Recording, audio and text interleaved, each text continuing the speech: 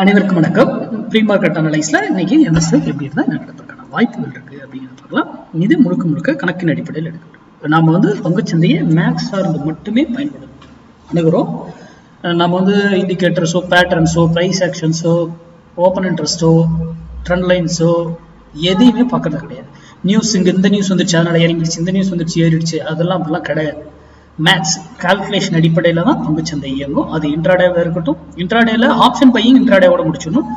Position இன்வெஸ்ட்மெண்ட்டுங்கிறதும் maths தான், கணக்கு அடிப்படையில் அந்த புள்ளிகளை தான் அது ரியாக்ட் ஆகும். ஓகேங்களா? அப்போ அதை சார்ந்து படிங்க. உங்க பகுதியில் தெரிஞ்சவங்க சொல்லி கொடுத்தா போய் கத்துக்கோங்க, இல்லை நீங்களே ஒன்றா ப்ராக்டிஸ் பண்ணி ட்ரைன் பண்ணுங்க. யூடியூப்ல யாராவது சொல்றாங்க இங்க இருந்தாங்க வாங்குங்க வீங்கன்னு சொல்றாங்க, அதெல்லாம் நம்பாதீங்க தயவு செய்து. இன்க்ளூடிங் மீ, என்னையும் சேர்த்தா, நான் சொல்றது சேர்த்தா சொல்றேன்.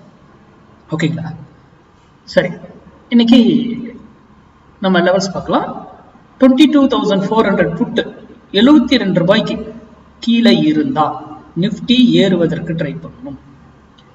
அதே 72 ரூபாய்க்கு மேல இருந்தா இறங்குவதற்கு ட்ரை பண்ணணும். அப்ப 72 ருபீஸ்க்கு கீழே இருக்கா மேல இருக்காங்கிறத அதுவே மேக்ஸ் அடிப்படையில தான் கண்டுபிடிக்கணும். ஒரு லைனை போட்டு கண்டுபிடிக்கிறது அல்ல, மேக்ஸை வைத்துதான் அதுவே கண்டுபிடிக்கணும். ஓகேங்களா? அதுல ஃபால்ஸா ட்ராப் பண்ணுவாங்க நம்மள. ரிட்டைல் ட்ரேடரை ஏமாத்துறதுக்கு ஃபால்ஸ் பிரேக் அவுட் கொடுப்பாங்க சும்மாவே, அது கண்டுபிடிக்கணும். அதே போல இங்க இருந்து கீழே வந்தா ஒரு விலையில எய்தர் திரும்பணும் ஆர் அங்க இருந்து டவுன் ஆகும். அதே மேல போனா ஒரு விலையில திரும்பணும் ஆர் எய்தர் அப் ஆகும். அப்போ ஒரு குறிப்பிட்ட விலையில போனாவே ஒரு ரியாக்ஷன் நடந்தே ஆகணும். ரிவர்சல்னு ஒரு பாயிண்ட் இருக்கு. அப்போ மார்க்கெட்ல 1000 பாயிண்ட் ஏறினாலும் எப்படி ஏறும், இறங்கினா எப்படி இறங்கும் அப்படிங்கிற கால்குலேஷன் மேக்ஸ் எல்லாமே நமக்கு தெரிந்திருக்கணும். அப்பதான் நம்ம ட்ரேட் செய்யணும். அப்போ முதல்ல படிங்க, அதை சார்ந்து தெரிந்துக்கோங்க, பிராக்டிஸ் பண்ணுங்க. அதுக்கப்புறம் ஆப்ஷன் பையிங் பண்ணுங்க.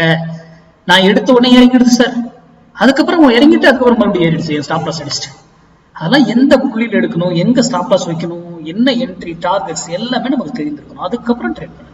நன்றி, வணக்கம், வாழ்க வளமுடன்.